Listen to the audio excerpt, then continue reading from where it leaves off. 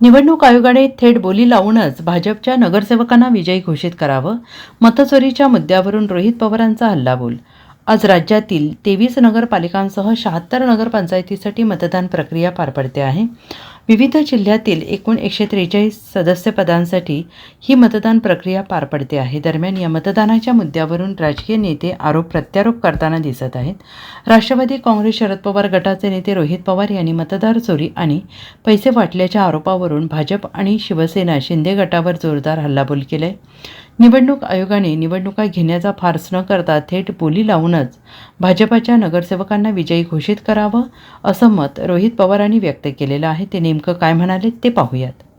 अंबरनाथ नगर परिषदेत शिंदेंच्या शिवसेनेने 200 बोगस मतदार आणल्याचा आरोप भाजपकडून करण्यात येत आहे. तर इथेच भाजपाच्या उमेदवारांकडून मतदारांना पैसे वाटताना अजितदादांच्या राष्ट्रवादीने दोघांना पकडून भरारी पथकाच्या ताब्यात दिल्याचं रोहित पवार यांनी म्हटलंय.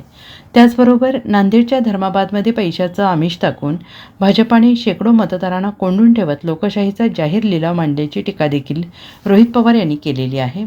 लोकशाहीचं असं वस्त्रहरण होत असताना कोणत्याही परिस्थितीत भाजपाला सत्ता मिळवून देण्याच्या मोहात अडकलेला निवडणूक आयोग मात्र धृतराष्ट्राप्रमाणे डोळ्याला पट्टी बांधून शांत बसल्याची टीका रोहित पवारांनी केलेली आहे. आणि हे असंच चालायचं असेल तर निवडणूक आयोगाने निवडणुका घेण्याचा फार्स न करता थेट बोली लावूनच भाजपाच्या नगरसेवकांना विजयी घोषित करावं असं मत रोहित पवार यांनी व्यक्त केलेलं आहे. आणि त्यांच्या विजयाच्या जल्लोषात सहभागी होऊन गुलाल अंगावर घ्यायलाही हरकत नाही. यामुळे किमान निवडणुकीसाठी खर्च होणारा सरकारी तिजोरीतील पैसा तरी वाचेल असं रोहित पवार यांनी म्हटलेलं आहे. Bureau report, SPN Marathi, Mumbai.